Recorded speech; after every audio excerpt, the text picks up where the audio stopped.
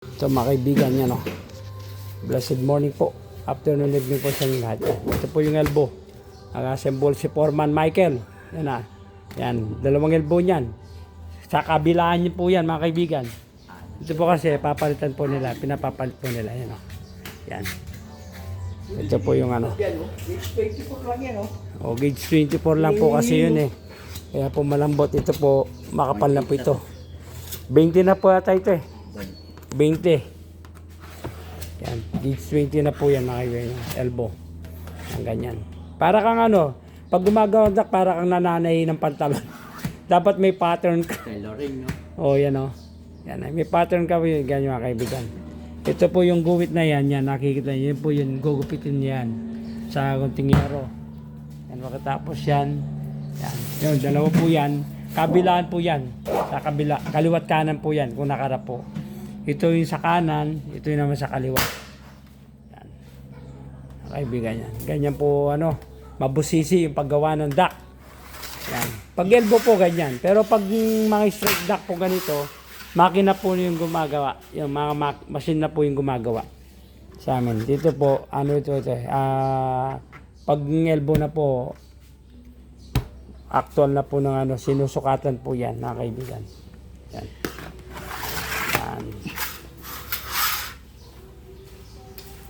Ito sayang yun. Yan.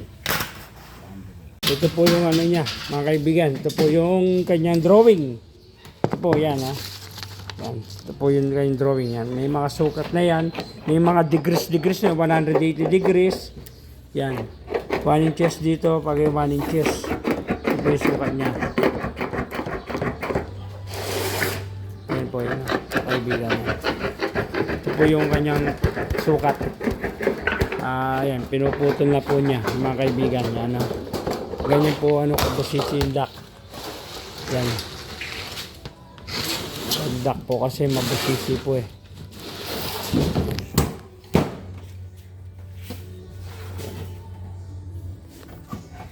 Ano.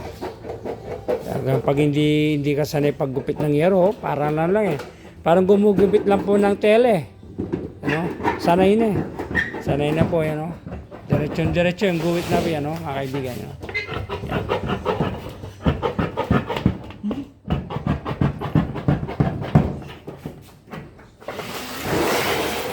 Yan.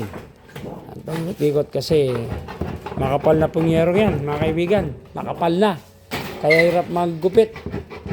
Lalo po kung gauge 18 pa yan. Pero nagugupit po nila yung gauge 18. Pag elbow po kasi mga kaibigan, mabusisi po eh. Dapat po magandang tignan pag ipinatong mo sa unit ng aircon. Maganda pong dapat tignan. Tapos lalagyan na lang natin ng supply grill. O kaya yun ang ilalagay namin, yung ball jet. Tapos magkakaroon po siya ng return sa kanyang katawan. Sa ilalim, return air grill. Ito po yung mga ball jet, mga kaibigan. So, ito yung ball jet. Ito yan. Ito po ilalagay namin ulit, ball jet. Yan, ang lalaki oh. Yung ball jet, kaibigan. Yan. Yan po yan.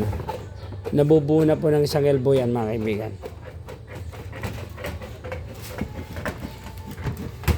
Yan. O. Peritaso na yun. Scrap na yun. Per kilo na yun. Per kilo. Yan, per kilo na yan. Yan lang po yung medyo may ano lang po. Yung managugupit yan, ganyan. Hindi na pwedeng gamitin yan. Pwede lang po yan pag mahaba yung ano, pinanggupit mo, yung duct clip. Duct clip pwede pong gamitin, ganun. Pero ito po, yung pinagputulan, hindi na po pwede gamitin yan. Yan. Scrap na po yan. Sa junk shop ng dada po yan, mga kaibigan. Pambili ng merienda. Yan po, mga kaibigan.